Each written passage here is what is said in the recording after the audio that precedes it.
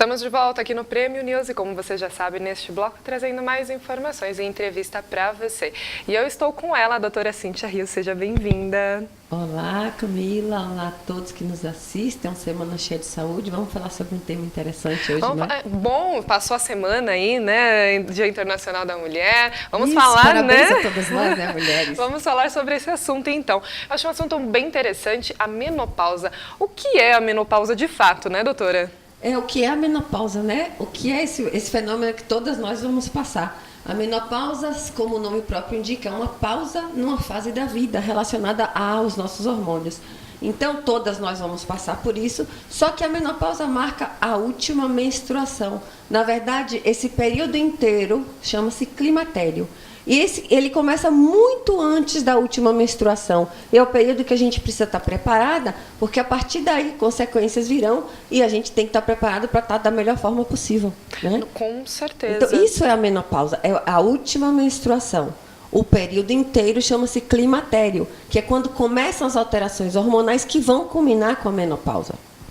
Bom, essa última menstruação, né? Menstruação. Como que ela funciona no organismo da mulher? Ela vem com um processo? Qual é o tempo, mais ou menos, para chegar, né, esse período? Muito interessante, porque a menopausa, a última menstruação, ela vem em média 3, 4 anos antes, começa o período, e ela é um período progressivo, né? É diferente do homem. No homem se chama andropausa. A mulher tem a menopausa e é um fenômeno que marca uma nova fase. A partir dali, a gente tem um declínio hormonal feminino, principalmente do estrogênio, que é o nosso anabolizante natural. É o estrogênio que nos dá colágeno bom, cabelo bom, a femininidade. Então, a menopausa marca essa fase. É uma fase onde a gente deixa de ter o estrogênio como fonte principal. E como toda alteração vai levar a consequências no organismo.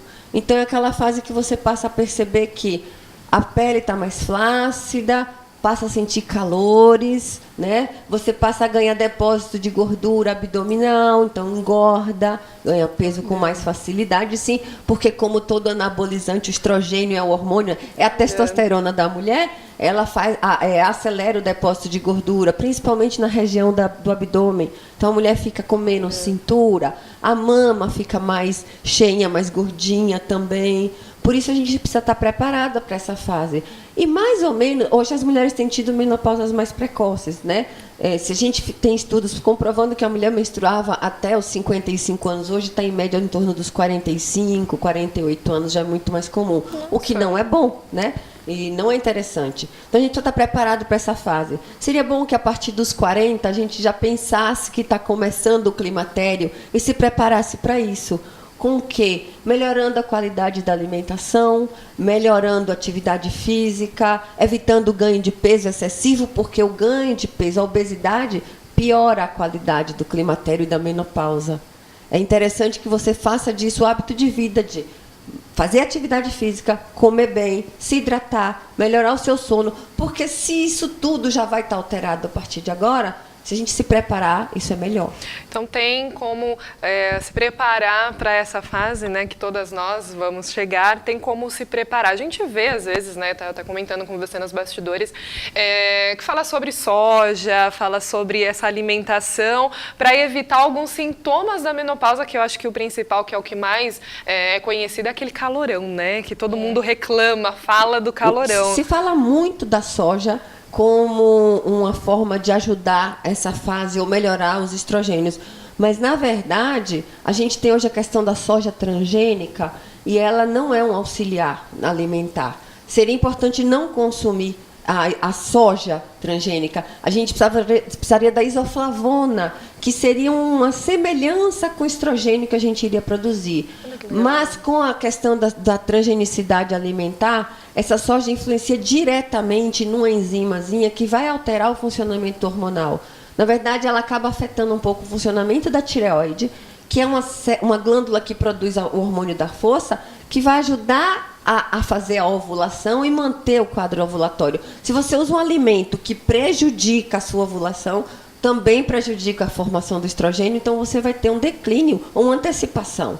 Então, não seria interessante, já que você quer utilizar a soja como fonte alimentar, que não seja transgênica, que seja a soja fermentada, aquela soja pura que o oriental come, não qualquer soja. Isso é complicado. Nós temos também o leite. O leite é um alimento que, de certa forma, não que ele vai induzir a menopausa, antecipar a menopausa, mas ele pode ser um xenoestrógeno. O que é um xenoestrógeno? É um estrógeno estranho ao corpo. Ele acaba ocupando a célula como se fosse o estrogênio, mas ele não tem a ação do estrogênio. Então, a gente fica com a célula ocupada, mas não eficaz. Então, alimentos que a gente pode diminuir a quantidade de uso, que a gente deve evitar nessa fase. E quais são alguns mais, né, sintomas da menopausa? Além do cabelo, ali, perde-se o brilho mesmo ali, né, a hidratação, sim, né? Sim, você começa a perder essa... Perde-se, sim. Você tem ressecamento como um todo, você tem ressecamento de pele, você tem uma aceleração do envelhecimento por má produção do colágeno, você tem a pele mais flácida também pelo mesmo motivo, você tem queda de cabelo, né, associada, ganho de peso, alteração da libido, do humor. Nessa fase, as mulheres têm tendência à depressão também. E a questão da libido, né? É uma fase importantíssima. Você precisa estar preparada para ela, mas não que isso seja uma catástrofe, gente, não.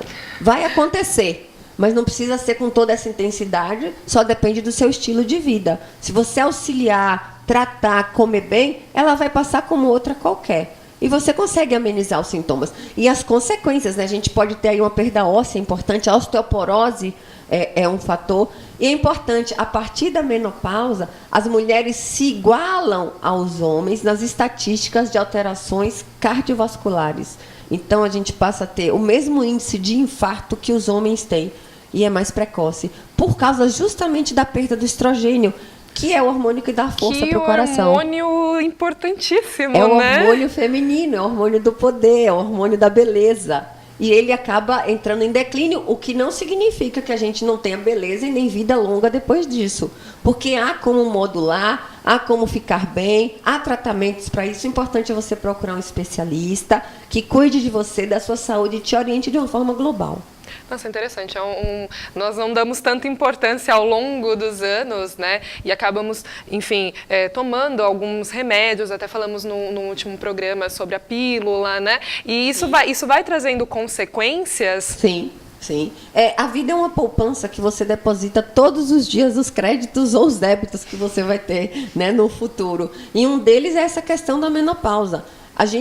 O que se percebe hoje nos estudos é que tem sido mais precoce essa menopausa por conta do estilo de vida. Então, não é uma questão genética, né? É uma questão ambiental.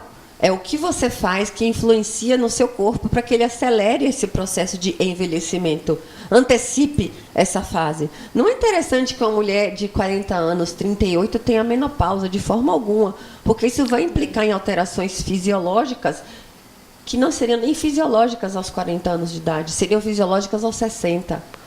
Então, é importante procurar saber se você está no climatério, se você está próximo da menopausa e, se assim estiver, como cuidar para passar melhor por essa fase. Porque há como retardar, há como melhorar e há como passar ileso. Porque Deus é sábio, né? Ele não ia criar e nem fazer uma coisa que nos prejudicasse. É uma questão hormonal, fisiológica e humana, vai acontecer. Só precisa acontecer da melhor maneira possível. Isso é um cuidado que você tem que ter com você e com o seu corpo. Nós, ao longo do tempo, a gente acaba, né, evitando algumas coisas, colocando algumas coisas dentro do nosso organismo para evitar, né, enfim. Hoje nós temos alguns métodos, né, que não deixam ter o ciclo normal da mulher, a menstruação, e isso vai acumulando no organismo, vai, né? É a vida moderna. E antecipa essa menopausa. É a vida moderna. A gente conversou isso no nosso último programa, falando justamente sobre a questão da menstruação, né, dos ciclos da vida. E que a vida cicla. Então, do ponto de vista hormonal, a gente precisa ciclar. E por uma opção da vida moderna, as mulheres pararam de querer menstruar, o que é uma coisa normal, o que precisa acontecer. Eu não estou questionando as escolhas de ninguém e nem levantando bandeiras contra uma coisa ou outra. Ao contrário, de caráter informativo. A escolha que você faz tem um peso na sua vida. Então, saiba escolher com consciência. Não menstruar pode trazer consequências a curto, médio e longo prazo. Usar pílula é bom e também é ruim, né? Menstruar é bom e é ruim. Então, você precisa pesar o que é melhor na sua vida. E utilizar de qualquer uma dos métodos vai levar alterações na sua menopausa. A menopausa vai chegar. Assim como a menarca. A menarca é a primeira menstruação, a menopausa é a última. Então, são fenômenos que vão acontecer. Cabe a você escolher de que forma você quer passar por eles e quando. Porque essa é uma escolha de um hábito que você pode ter consequências boas ou ruins. E próximo a chegar, né, ali na menopausa, o fluxo, as dores, elas começam a ficar menos ou mais intensas, né? Porque a gente percebe que ao longo dos anos você vai tendo um pouco mais de cólica, um pouco menos. O que isso representa próximo à menopausa? Próximo à menopausa você tem uma troca, né? A gente tem a troca, as cólicas diminuem por conta da contratilidade muscular do útero, que diminui do ponto de vista hormonal e muscular também, né? A gente tem uma perda muscular também de força. Então, você vai trocando algumas dores. Mas a referência a mais dores de cabeça, diminui enxaquecas relacionadas ao ciclo. A TPM é trocada por um quadro maior de depressão. Então, eu estou relacionando sintomas neurológicos com os neurológicos mesmo. Você tem o ganho de peso. Você deixa de ter distensão abdominal, mas ganha gordura abdominal. Você tem perda de força muscular, que ajuda, e a gente já falou sobre a sarcopenia, né, no idoso, então ela começa nessa fase. Então você vai ter outras dores associadas. Perfeito. Mas não é uma obrigação e não é uma lei da natureza ter as dores. É muito importante, gente. Se a gente mantiver um estilo de vida mais saudável, a gente consegue não ter e passar por isso ileso. Perfeito. Muito obrigada, doutora, pela sua informação. Saúde, né, e bem-estar. Muito obrigada. Saúde e bem-estar a todos. Até a próxima. Bom, Prêmio News fica por aqui. Eu agradeço muito a sua atenção e espero você no próximo episódio. Até lá.